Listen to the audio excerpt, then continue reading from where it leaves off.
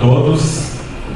Queria dizer que é um imenso prazer estar aqui para compartilhar com todos um dos estudos feito no âmbito do Nereus. Na verdade, quando o Luiz me convidou para participar do evento, eu passei para ele algumas sugestões de tema, e ele se interessou bastante por esse trabalho. É um trabalho que, em coautoria com o professor Jesus Mena Chalco, da Federal do ABC, e com o Otávio Sidônio, que é um ex-aluno, hoje está trabalhando no Tesouro. Basicamente, dentro de uma linha de pesquisa paralela que eu desenvolvo no âmbito da cientometria, ou seja, a mensuração de aspectos ligados à ciência. E o que eu vou apresentar para vocês hoje à noite é um estudo que faz a avaliação da produção científica dos professores vinculados aos programas de pós-graduação em economia. O que eu vou fazer? A gente vai fazer vídeo. O que a gente fez nesse trabalho, basicamente? Foi, primeiro, identificar todos os docentes permanentes vinculados a cerca de 46 programas de pós-graduação em economia que são avaliados pela CAPES, e fomos no currículo de cada um deles, com um robozinho, pegando todas as informações e tentamos dar alguma forma de inteligência a essas informações, tentando qualificar e quantificar essa produção para depois criar uma tipologia de atuação dos docentes no âmbito da pesquisa, a gente vê qual é o impacto de cada estratégia. Basicamente, o resultado é o seguinte: nós vamos criar um índice multidimensional baseado em 15 diferentes indicadores de produção científica. Esses indicadores vão ser agrupados em 4 dimensões, uma voltada à internacionalização e qualidade da produção, outra voltada a uma estratégia que olha para o Qualis, que é a régua que é colocada para a produção científica dos professores, uma terceira dimensão que é associada à colaboração dos professores numa rede ampla, a sua influência em relação aos demais professores, e uma quarta dimensão mais voltada a publicações mais associadas à divulgação, como livros, capítulos de livros, e um pouco captando a senioridade acadêmica dos professores. E o resultado que a gente chega é o seguinte: a virtude está no meio. Os professores, os pesquisadores que têm maior impacto são aqueles que conseguem, de alguma forma, estar acima da média em cada uma dessas dimensões. Aqueles que se especializam em alguma delas possuem um papel relevante, mas aqueles que têm o maior impacto na comunidade científica são aqueles que conseguem, de alguma forma, lidar com todas essas dimensões que eu mencionei. Bom, você tem vários professores aqui nessa plateia, e eu gosto de começar apresentando esse trabalho com essa tirinha, que fica no PhD Comics. Não sei se vocês conhecem, mas basicamente é o seguinte, são 3 gráficos. O primeiro como os professores gastam o seu tempo. No primeiro gráfico mostra como eles realmente gastam o seu tempo. Então, aqui basicamente 60% na parte de ensino, então 59% ensino, 18% com pesquisa e 23% com serviço administrativo. O segundo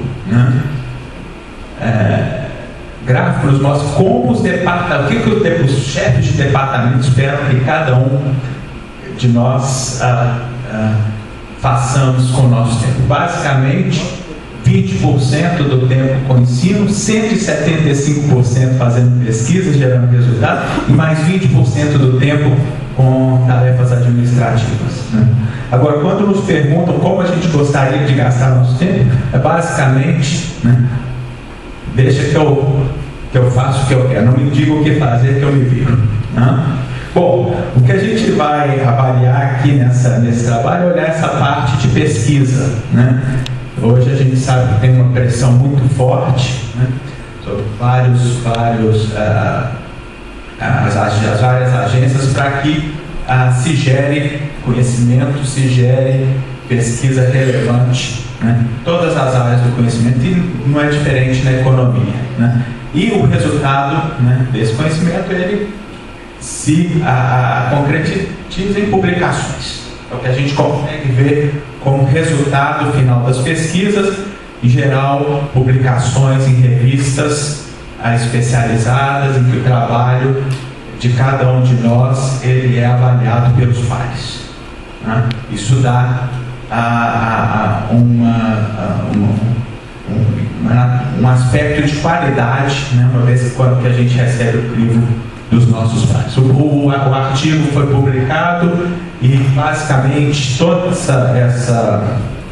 essa questão da centrometria não é uma área nova, ela tem sido tem uma literatura ampla, que eu simplesmente selecionei alguns trabalhos que lidam com alguns dos aspectos que a gente vai tratar, questão da colaboração e qualidade, né, como que as parcerias influenciam a qualidade dos trabalhos. Na área de economia tem vários autores, né, e aí autores fora do Brasil, que determina a colaboração entre pesquisadores, qual é o efeito da coautoria sobre a produtividade, sobre a qualidade dos trabalhos, se existe alguma diferença em termos de que é feito da atuação de homens e de mulheres. No caso do Brasil também tem vários trabalhos, né, mas olhando aspectos muito específicos, né. Então tem alguns autores, né, o Ozoni, que é do Nereus, tem um trabalho pioneiro nessa área de olhar para publicações, né, dos economistas. O João Vitor Isler gosta de olhar para a questão das citações internacionais, se o seu trabalho é citado fora, questão da quantidade ou qualidade, se é melhor produzir muito, independentemente de onde eu publico, ou se é melhor eu focar em poucos artigos, em boas revistas, né? A questão do qualis, né, que é a régua, né, que passam sobre nossas publicações, que vai dizer se uma revista onde nós publicamos nossos trabalhos é uma revista boa ou uma revista não tão boa, né? E utilizando réguas alternativas.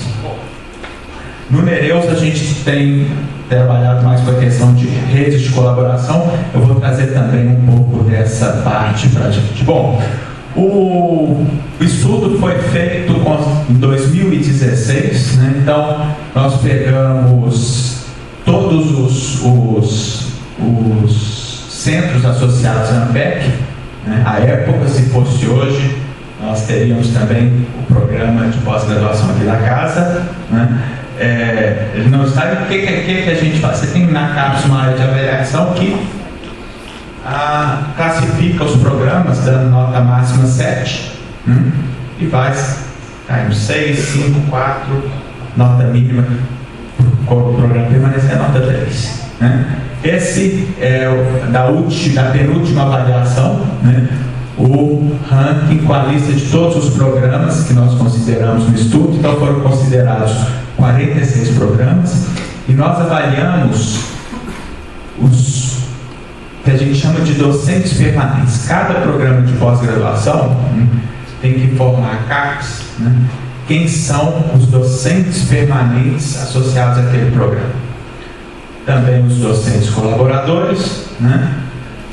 Mas o que entra na conta da avaliação são as publicações dos que cada programa coloca como docente permanente. Então o programa tem um incentivo, né, de selecionar os professores mais produtivos para compor essa lista de docentes permanentes. Então, por exemplo, né, à época a USP tinha mais de 70 professores e apenas 25 compõem essa lista de docentes permanentes, né, que eram os professores que seriam avaliados associados à nota do programa de pós-graduação. Então isso é bem definido pela CAPES, né? Então tem um incentivo para a escolha dos mais produtivos. O que a gente vai avaliar? Tem vários tipos, várias formas de produção e pesquisa acadêmica. A gente vai focar mais naquelas com impacto científico, que basicamente são os artigos em periódicos científicos, e vamos incorporar também livros e capítulos em livros, mas todos os outros tipos, todas as outras formas de produção, com impacto educacional, econômico, tecnológico, social, cultural, nós vamos desconsiderar. O objeto de estudo, então, são esses 46 programas de pós-graduação. Em janeiro de 2016, nós entramos na plataforma Sucupira. Para cada um desses 46 programas, nós identificamos os 578 docentes. Para cada um deles, nós visitamos o seu currículo, Lattes, e identificamos todos os artigos em periódicos, que vai ser o foco principal do trabalho, livros e capítulos de livros. E num período que abarcou 4 ciclos de avaliação da CAPES, começando em 2004, indo a 2015. À época, as avaliações ainda não eram trienais, hoje elas são quadrienais. Como eu falei, a plataforma Lattes foi a nossa principal fonte de informação. Um dos coautores, o Jesus Menachal, ele é um dos desenvolvedores desse script Lattes, que basicamente, para vocês entenderem, é um robozinho que entra na plataforma Lattes e visita todos os currículos que você desejar e organiza as informações de uma maneira que você desejar também. Foi feito, utilizamos então esse script Lattes, usamos o Qualis de 2012. O que é o Qualis? Basicamente, na área de economia, você tem a lista de todos os periódicos, e esses periódicos são classificados em diversos estratos. Os considerados de melhor qualidade estão no estrato A1, depois para o A2, depois B1, B2, B3, B4, B5, indo até o estrato 6. Consideramos, além da plataforma Lattes, plataforma Lattes, outras bases, que eu vou explicar para vocês. Em geral, são bases que contêm informações altimétricas sobre produção bibliográfica. Bom, a coleta de dados é feita em 3 fases. Primeiro, a gente tem que identificar os docentes permanentes, identifica as publicações, depois a gente faz a identificação das redes de colaboração. Como que a gente faz essa identificação? Eu vou no currículo de um determinado docente, vejo a lista de todas as publicações e comparo com os demais. Se houver um match em uma publicação, eu determino uma coautoria. Bom, vou passar rapidamente por essa parte. Enfim, a identificação parte da plataforma Sucupira, onde cada um dos programas de pós-graduação informa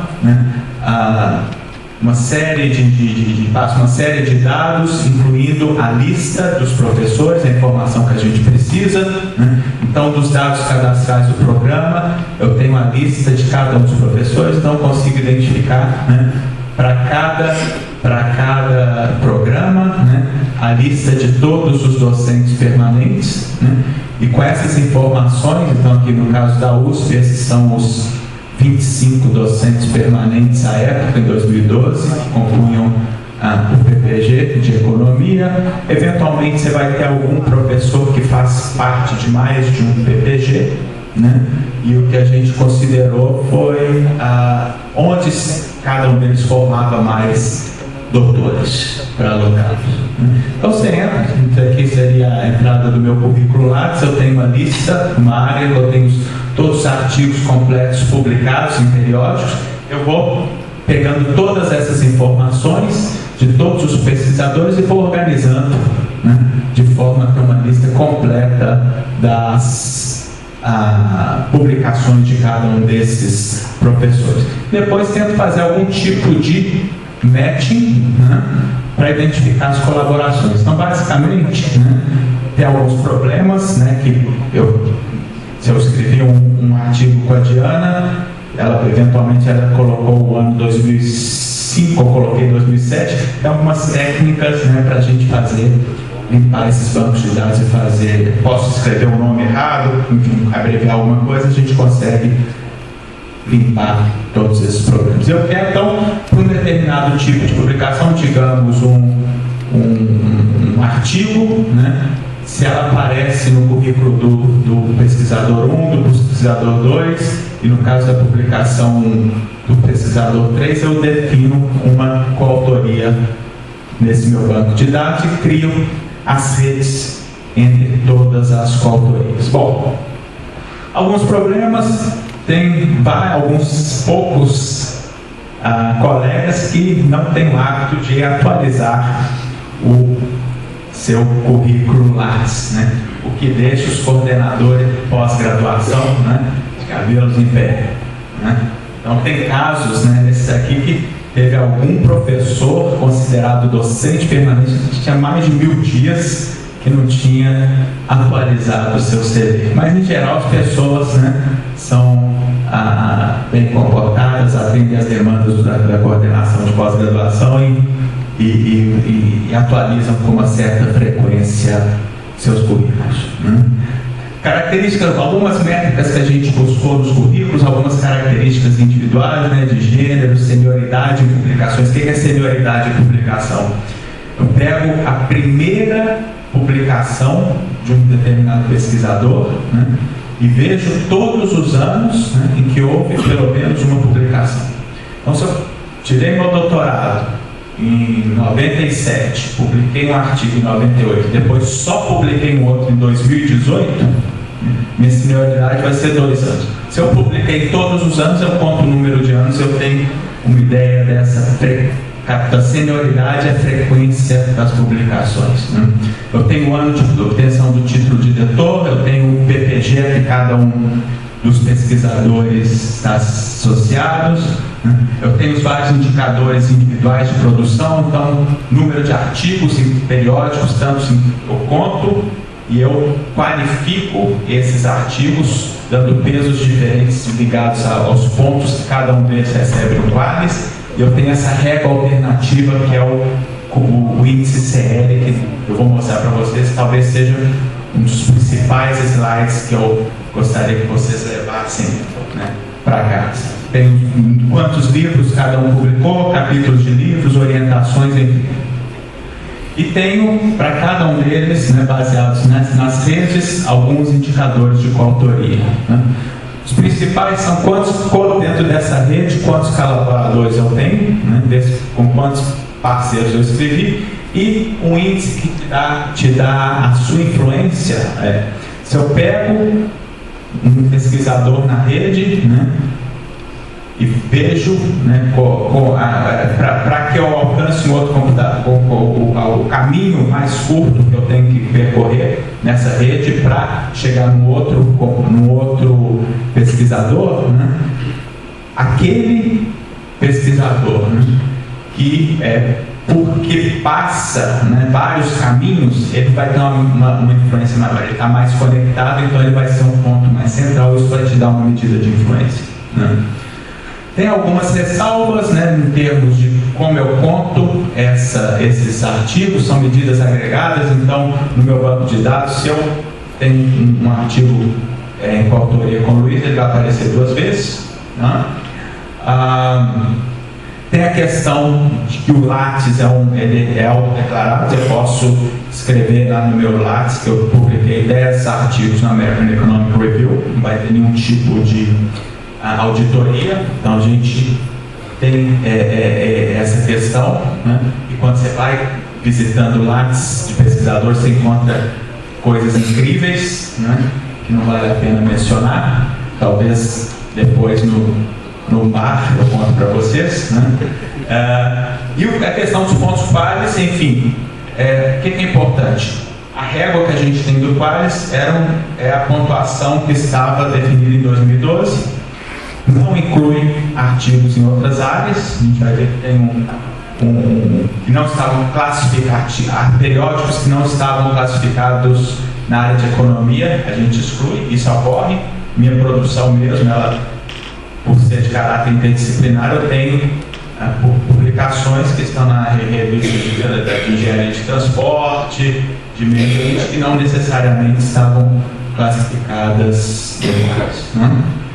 Então, isso aqui é uma ideia, vocês terem quanto cada um dos programas de pós-graduação define quantos são os docentes permanentes. A USP aqui tinha 25, né? Mas em média, você vai ter uns 10, 11 escolhidos para representar cada um dos programas, né?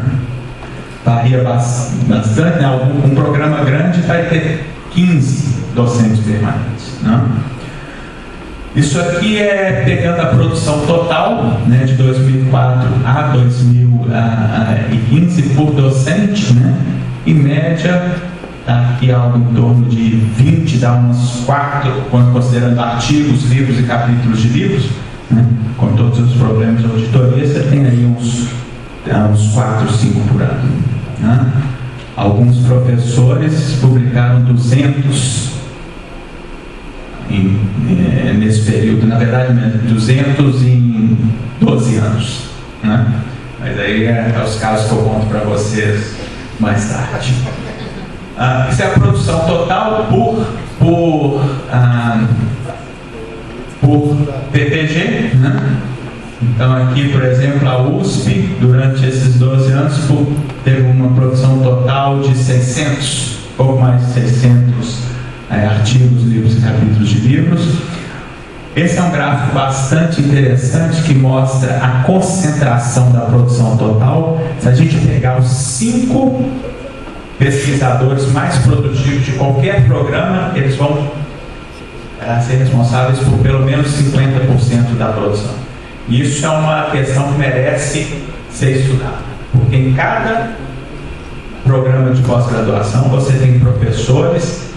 A maior parte aqui são universidades públicas, que recebe basicamente o mesmo salário, tem acesso à mesma infraestrutura, às mesmas condições de contorno institucionais. Você encontra, né, um grupo muito reduzido que é responsável por grande parte da produção científica. Na USP, por exemplo, o Nereus é responsável por 40% de toda a produção científica do Departamento de Economia. Isso vai em todos os lugares. Vocês podem procurar qualquer programa, em qualquer área de conhecimento nacional em economia. Produção científica é extremamente concentrada em poucos pesquisadores, né? E aqui se mostra uma curva de concentração, né? Aqui você tem todos os docentes permanentes, né? Então, se você pegar a produção acumulada, 50% da produção são 126, ou seja, 20% do total foram responsáveis por 50% de toda a produção. Aqui, quantitativa, né? Isso aqui é a pontuação que a gente vai pegar esses artigos, né? E vai dar pesos diferentes dependendo de qual revista eles foram publicados. Então, a American Economic Review é um A1, vai ganhar 100 pontos, né? Uma revista brasileira de economia, um B1, vai ganhar 60 pontos. Então, você tem todo esse espectro de revistas com pontuações distintas, a gente vai qualificar, né? Quando a gente faz isso, né, a gente vê que de todos os artigos em periódicos, né, esses não identificados são em outras áreas, eles não vão fazer parte da conta. Mas a gente vê uma grande concentração, isso aqui vai dar mais ou menos uns 10 mil artigos, então cerca de 6% dos artigos considerados estão no extrato A, mas há uma grande concentração nos extratos intermediários, né? Bom, além de usar o Qualis, a gente vai usar essa outra regra, que é o que todo mundo no mundo usa, exceto o Brasil, né? Quando você vai classificar revistas, né, o Brasil tem uma jabuticaba, que é o Qualis, né, mas todos na área de economia, todos os outros lugares utilizam esse ranking geral que considera fator de impacto, onde as pessoas publicam, enfim, que é totalmente diferente do que é feito aqui no Brasil, né? E a gente vai comparar os dois, né? Então isso aqui é basicamente, isso aqui são alguns, o ranking do CL, você tem uma medida que é de convexidade média e uma que é de convexidade alta, e aqui são as mesmas revistas com seus valores no Qualis. Esse que é o gráfico que eu queria que vocês levassem para casa. Então, o que a gente tem aqui? São vários, aqui tem todos os artigos classificados como A1 no Qualis. Essas mesmas revistas, se a gente for usar o que se usa lá fora, elas teriam pesos que variam de 100 até menos de 1. E a gente está aqui no Brasil, dá o mesmo peso, né, para todas essas revistas. E isso ocorre em todos os estratos. Quando a gente vai ver quais são essas revistas, então vamos pegar o extrato A1, então começa com a American Economic Review, aquelas que teriam uma taxa de câmbio de mais de 100 para 1, quais são? History of Political Economy, Journal of Post-Keynesian Economics, Journal of Economics, são revistas consideradas heterodoxas. Que lá fora você tem uma taxa de câmbio de 100, preciso de publicar 100 no Journal of Post-Keynesian Economics para equivaler a uma American Economic Review, que a gente dá o mesmo peso. Tem uma economia política por trás disso. Essa é uma área chamada de sociologia da economia. Mesma coisa quando eu olho para o extrato B1. Você está vendo que tem essa diferença? O que a gente está valorizando aqui? Os que estão na parte mais baixa, né? Então aqui você tem a pontuação do CL e do Qualis, né? São as revistas nacionais, né? Que a gente dá o mesmo peso, né, para uma revista, para uma Nova Economia, os estudos econômicos da USP, que está dando, por exemplo, para a American Journal of Agricultural Economics, que é a principal revista na área de economia agrícola, né? Então a gente tem essa distorção em relação ao resto da academia mundial. Aqui eu mostrando, né, pegando todos os artigos e ponderando pelas respectivas regras, né? Regras, então aqui o pontos pares total seria essa curva mais baixa, né? Então 50% da pontuação pares está concentrada em 115 professores, né? Mas quando a gente olha, utiliza a régua da academia internacional, o que a gente vê, né, que 50% da produção são 12, 13 professores que conseguem, que geram toda essa produção, né? Então, basicamente, se a gente pegar 110 professores, basicamente toda a pontuação utilizando a régua internacional, ela se verifica. Então, basicamente, isso aí, independentemente da régua que a gente utilize para classificar os periódicos, a produção vai ser concentrada, né? Mais concentrada quando a gente olha para métricas internacionais.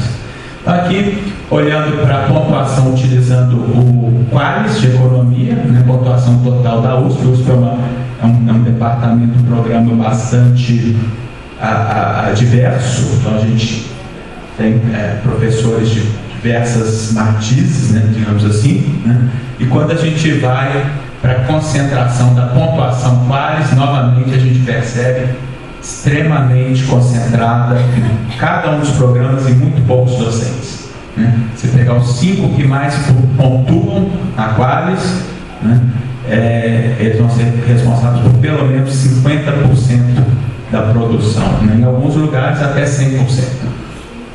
E aqui a mesma coisa utilizando a régua do índice CL, ou seja, aquele utilizado em todas as partes do mundo. Você tem aqui aí uma distribuição muito concentrada, principalmente nos programas que atingiram a nota máxima na CAPES, né, que basicamente são a GV Rio, São Paulo, USP e um pouco a PUC-Rio, né?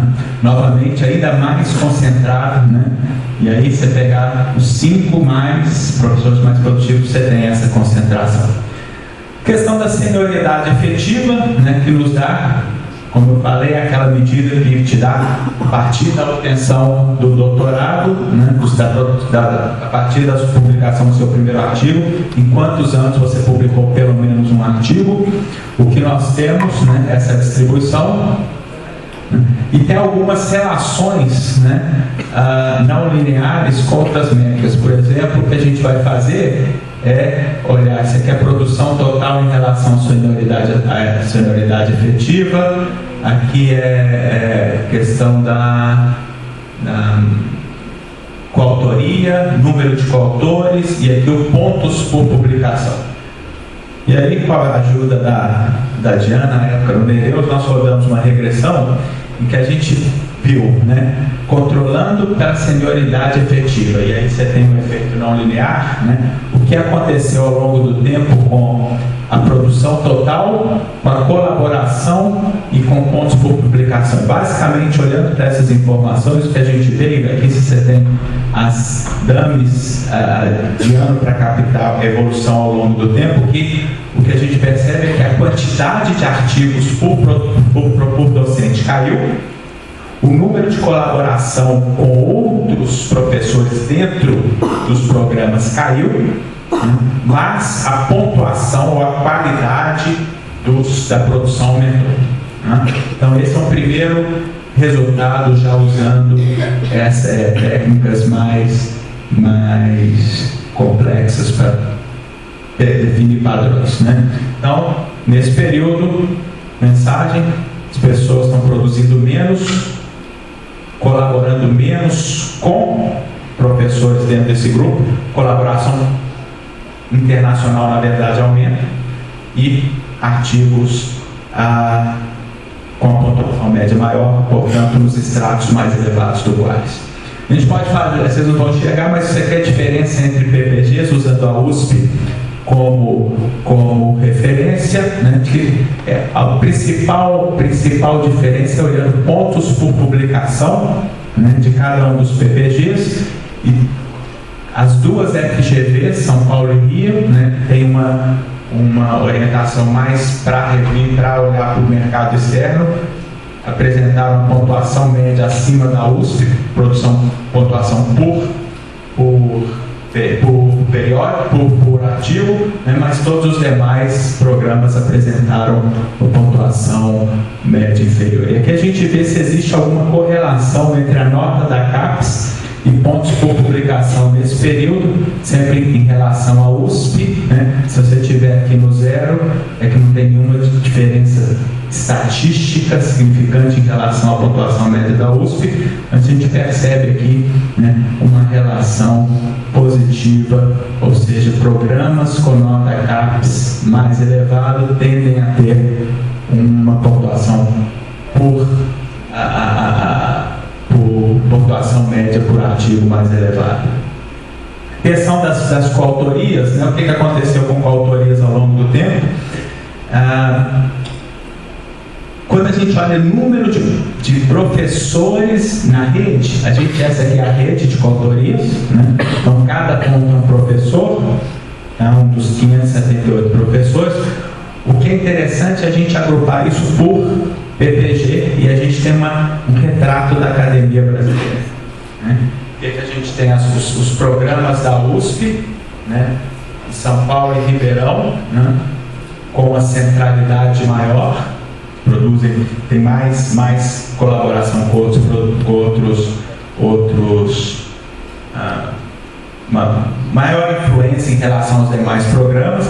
Você tem algumas áreas, né, aqui, por exemplo, um grupo de colaboração mais forte associados aos centros mais especializados em economia agrícola.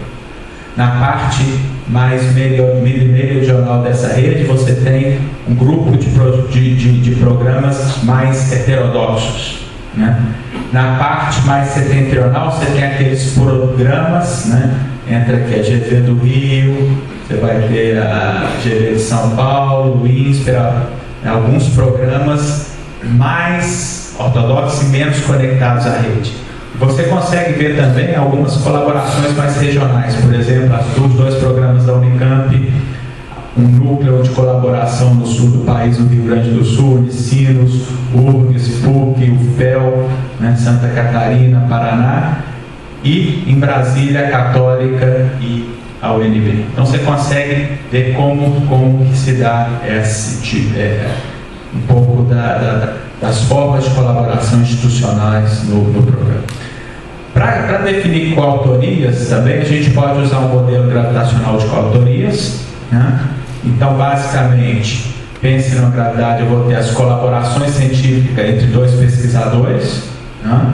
Vai depender, quanto mais os pesquisadores publicados, maior a probabilidade deles trabalharem em coautoria, né? E a gente coloca uma série de variáveis para captar a distância geográfica entre os dois pesquisadores, se eles estão no mesmo estado ou não, uma distância institucional, se eles estão no mesmo programa ou não, uma distância cognitiva, né, para pensar em termos de diferença no ciclo da vida profissional, para diferença em termos de senioridade efetiva e diferença de sexo entre eles. O que a gente observa, né, tem toda uma questão metodológica, mas basicamente, né, quem produz mais, para dois pesquisadores mais produtivos, a maior a probabilidade de colaborar, né? A distância geográfica importa, quanto mais próximos os pesquisadores que estão no mesmo estado tendem a colaborar mais, que estão no mesmo programa tendem a colaborar, então o papel da proximidade geográfica e institucional, né? E em termos de diferentes estágios da carreira, né, o que a gente viu aqui, na verdade, nós tendemos a colaborar mais com pessoas da mesma geração. Bom, tudo isso para a gente criar esse índice multidimensional de desempenho científico, né? Que a gente vai usar técnicas de redução de dados, né, para criar esse nosso índice. São basicamente 15 variáveis que a gente vai considerar, para as quais nós temos observações para todos os pesquisadores. E basicamente quais são essas variáveis? Artigos ponderados pelo CL, artigos internacionais apenas ponderados pelo CL, quantidade total de artigos do Qualis, número de livros, número de capítulos. Então isso aqui é um quantitativo. Aqui são as mesmas métricas ponderadas, né? Então tem um total de artigos, e aqui os pontos que esses artigos obtêm e as medidas de rede, né? O que a gente vai fazer? A gente vai tentar sintetizar essas informações usando a análise fatorial, e basicamente, né, o que a gente vai fazer é utilizar essas informações reduzindo as mesmas em fatores que serão combinações lineares de cada uma das 15 variáveis, né? O que esse método permite é que, sem perder informação, né, essas variáveis vão se agrupar, né, em fatores, as mais correlacionadas vão estar associadas a fatores específicos. Então, para fazer isso, né, tem todas as etapas do método, que aqui são questões mais técnicas, não tão relevantes, mas o que a gente faz é uma pré-seleção, né, inicialmente tentando buscar 5 dimensões, uma primeira mais de internacionalização, uma segunda dimensão mais qualitativa, uma terceira mais quantitativa, uma quarta mais associada a outros tipos de publicação, não necessariamente com o livro dos pares, e a questão da influência dos pesquisadores na rede. Quando a gente roda o método, na verdade, a nossa expectativa, né, antes de rodar o método, que a gente obter essas 5 dimensões, acaba obtendo 4 fatores, né, que são muito bem identificados com subgrupos de variáveis, né?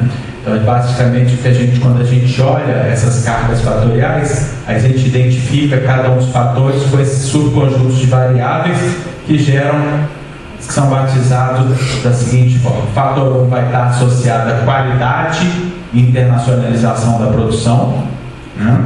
O fator 2, a produção Qualis em economia, são os professores que jogam o jogo da CAPES. Fator 3, a relevância e influência do pesquisador na rede. E o 4, considerando senioridade e outras produções bibliográficas. E aí a gente gera, né, os os scores fatoriais. Então a gente tem a distribuição de cada um desses fatores centrados com a média zero, né? O que tiver à direita você está acima da média, o que tiver à esquerda você está abaixo da média. Então o primeiro fator, né, de qualidade e internacionalização, o segundo do Qualis, o terceiro da influência dos pesquisadores na rede e o quarto de outros tipos de produção. E a gente pode sintetizar ainda mais criando, né, um fator, né, que é a média desses quatro, média ponderada desses quatro fatores específicos, que considera, né, como pesos, né, o percentual da variância total que é explicada pelos quatro fatores, né, de cada um deles. Então os pesos são endógenos, né? O método permite que você gere pesos endógenos para cada um dos fatores, gerando então esse índice multidimensional. Então, para cada professor, eu vou ter um índice multidimensional e eu vou ter um índice de cada um dos fatores, né? E essa é o kernel, né, da densidade, a função da densidade desse fator total, né, centrado em média zero. Quem estiver acima da média, né, está com um desempenho, né, comparado a seus pares superior. Quem estiver abaixo da média teria que melhorar. Ou como são quatro dimensões, a gente pode criar 16 tipologias, né? E essas eu já estou terminando, só para vocês verem como funciona. Primeiro eu tenho o fator 1, que é qualidade e internacionalização da produção. Todo mundo que tiver, né, nesses quatro quadrantes, né, vão estar com esse fator 1 acima da média. Quem tiver aqui vai estar com abaixo da média. A segunda dimensão, está nesse eixo, é a produção Qualis em economia. Quem tiver esses quatro quadrantes superiores terá um índice ligado ao fator 2 acima da média. Quem tiver nesses quatro abaixo da média. O terceiro fator é relevância do pesquisador na rede. Está nesses dois blocos. Quem tiver na primeira e na terceira coluna está acima da média. Quem tiver na segunda e na quarta coluna está abaixo da média. E finalmente o quarto fator, né, que é a senioridade de outras produções bibliográficas. Se tiver o nome aqui em preto, está acima da média, em vermelho está abaixo da média. Então isso aí sintetiza as 16 tipologias e a gente vai alocar cada pesquisador por tipo, e essa é a distribuição, né? Então a maior parte dos pesquisadores, 130, são pesquisadores do tipo 16, está abaixo da média em todos os fatores, né? O pesquisador tipo 1 é aquele que está acima da média em todos os fatores, né? Que são 12 pesquisadores, né? Bom, a gente vai usar essas informações, né, para pensar, só para ver se o diferencial de desempenho entre os tipos de pesquisadores, o que essa regressão nos mostra em relação ao pesquisador que foi excluído, que é o tipo 16, que é o que está abaixo da média de todo mundo, qual é a posição no ranking, né, do IMDC, do índice multidimensional de cada um das tipologias. Então, pesquisador tipo 1 estaria 466 posições em média acima no ranking em relação ao pesquisador do tipo 16. Lembrando que são 578 pesquisadores. Outra questão importante é que a gente pode, então, utilizar algumas métricas gráficas para identificar esses pesquisadores. O que eu quero enfatizar com vocês, mostrar para vocês, é a relação desse índice para tentar algum tipo de validação heurística em relação a outras métricas. Então o que a gente fez? A gente pegou todos os bolsistas de produtividade em economia, né, em 2015, né? Então a gente tinha bolsistas nível 1 e nível 2, em economia eram 192, né? E fez a seguinte regressão, né? Considerou, né, o ranking e em relação, colocou a dummies para pesquisadores com bolsa de produtividade nível 1 e nível 2, e basicamente o que a gente vê o seguinte: primeiro, que existe, né, parece que a alocação de bolsas de produtividade tem uma certa lógica associada ao desempenho científico dos pesquisadores, né? Em geral, o bolsista do tipo pesquisador, bolsista de produtividade nível 1 teria um ranking médio de 275 posições acima dos não bolsistas, e bolsistas do tipo 2 um ranking médio de 173 posições. Mas dentro das dimensões, o que a gente verifica, né, é que a área de avaliação, né, do CNPq que aloca as bolsas, realmente parece estar olhando para a regra da CAPES, os critérios da CAPES. É o critério mais forte. Outra coisa que a gente fez foi o seguinte: vamos olhar para outras métricas e ver como o nosso ranking se compara a outros rankings. E aqui a gente comparou com algumas medidas altimétricas. Então você tem esse ranking do LOGEC que te dá para cada pesquisador o número de downloads, né, e abstract views. Quem conhece essa parte vê esse site sabe que tem algum tipo de relevância para a área de economia. E o que a gente viu é que a correlação do índice multidimensional é a maior correlação quando comparada aos índices específicos. Mesma coisa quando a gente compara pelo Google Acadêmico o índice H e o índice I10, né? O que gera maior correlação, né, com o índice H, por exemplo, do Google Acadêmico, é o índice multidimensional que considera as 4 dimensões. No Scopus, o índice H, que é mais amplo, né, mais científico, novamente, né, você tem uma maior correlação entre o nosso índice multidimensional e os índices específicos, né? E finalmente, né, a relação entre a influência, né, dos pesquisadores, né, e esse nosso índice.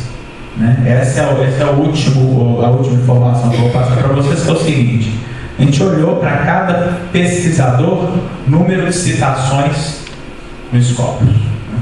Na verdade, tudo que a gente publica em última instância para que nosso trabalho seja lido e que seja relevante, portanto, seja citado. Então, dentro do Scopus, nós contamos as citações, né? E o que a gente verificou nessa última coluna, né, em relação ao pesquisador do tipo 1, os únicos pesquisadores, a única tipologia para as quais não existe nenhuma diferença estatística significante em relação ao número de citações são os pesquisadores do tipo 3 e do tipo 5. Né? Todos os outros tipos de pesquisadores são menos citados em média. Né? Quais são o 3 e o 5? O 3 e o 5, o 3 é aquele que tem uma qualidade de internacionalização de produção acima da média, não está nem aí para o Qualis, né? Ele também não está nem aí para trabalhar com pesquisadores locais, né? Então ele produz acima da média para o Qualis, ele não está nem aí para colaborar com seus pares no Brasil. A gente mostrou naquela última tabela que ele colabora mais internacionalmente, né? E produz também, está acima da média em termos de senioridade efetiva.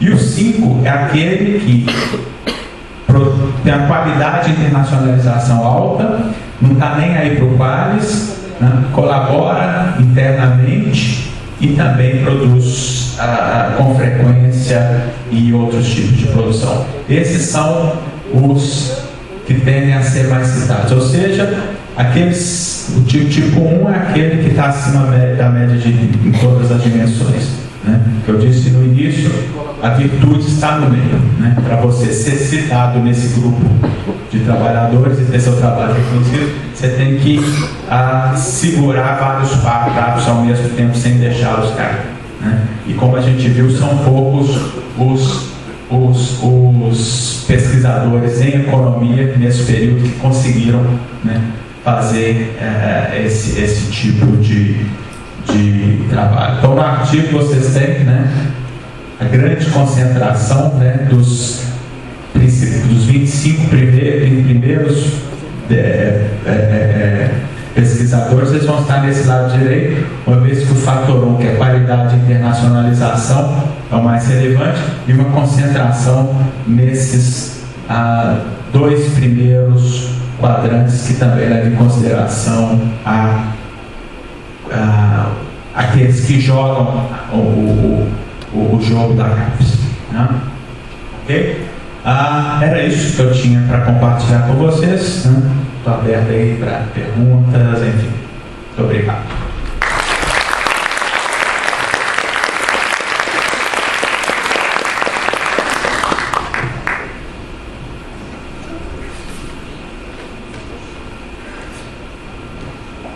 Bom, gente, estamos abertos agora a perguntas.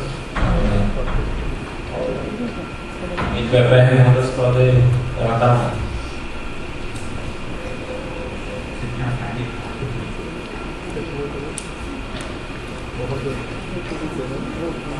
Eduardo, na verdade é uma curiosidade se você já procurou saber do novo formato de avaliação que a CAPES está propondo agora, né, principalmente em relação